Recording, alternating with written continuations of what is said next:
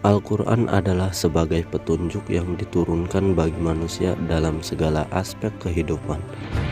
Hal ini telah dijelaskan dalam Al-Quran, terdapat pada Quran Surat Al-Baqarah ayat 185 yang berbunyi, Syahru Ramadan alladzi unzila fihi al-Qur'an hudan lin-nasi wa bayyinatin minal huda wal furqan.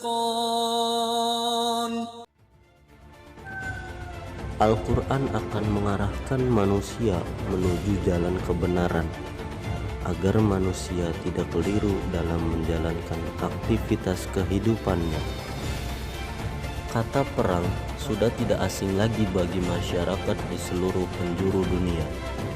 Kehadiran Nabi Muhammad SAW diutus sebagai Rasul, perang sudah terjadi hingga saat ini.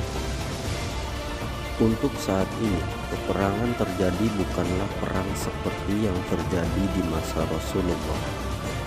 Perang hari ini adalah perang yang sangat besar, yaitu perang melawan hawa nafsu. Memang saat ini juga perang baik secara fisik, budaya, dan bahkan pikiran dan juga politik.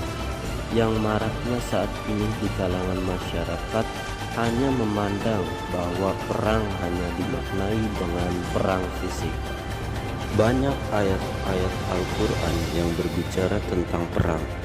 Namun, tujuan dan sasaran makna dari ayat-ayat tersebut berbeda-beda. Akan tetapi, jika dilihat dari ayat sebelumnya, membuktikan bahwa perang pernah terjadi di masa sebelumnya. Berbicara mengenai perang, salah satu contoh penafsiran ayat dalam Quran Surat Al-Baqarah ayat 190 sebagai berikut. وَقَاتِلُوا فِي سَبِيلِ اللَّهِ الَّذِينَ يُقَاتِلُونَكُمْ وَلَا تَعْتَدُوا إِنَّ اللَّهَ لَا يُحِبُّ الْمُعْتَدِينَ.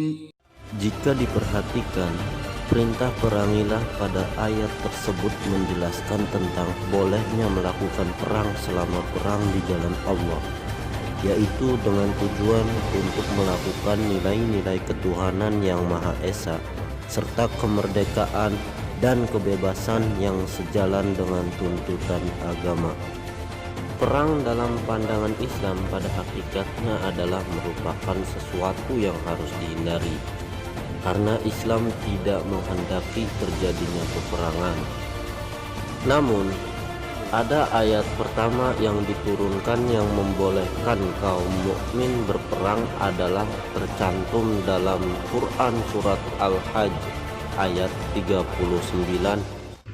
أذن للذين يقاتلون بأنهم ظلموا وإن الله على نصرهم لقدير.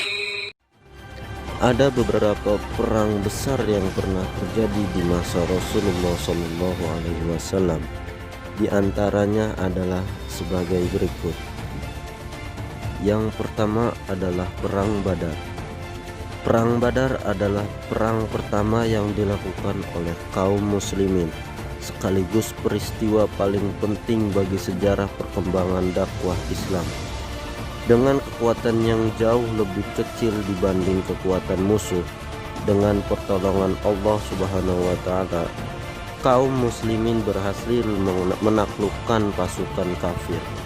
Yang kedua adalah Perang Uhud. Kekalahan di Perang Badar menanamkan dendam mendalam di hati kaum kafir Quraisy. Mereka pun keluar ke Bukit Uhud hendak menyerang kaum muslimin.